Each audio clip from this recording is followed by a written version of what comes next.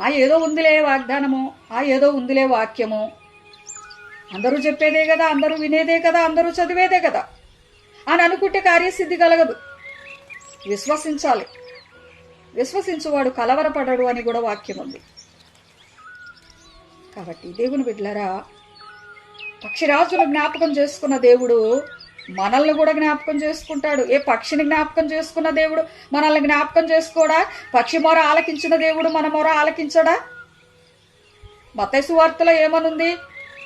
ఏమి తిందుమో, ఏమి త్రాగుదుమో, ఏమి ధరించుకుందుమో అని మీ ఆహారము కొరకైననో, మీ వస్త్రముల కొరకైననో మీరు చింతించకుడి.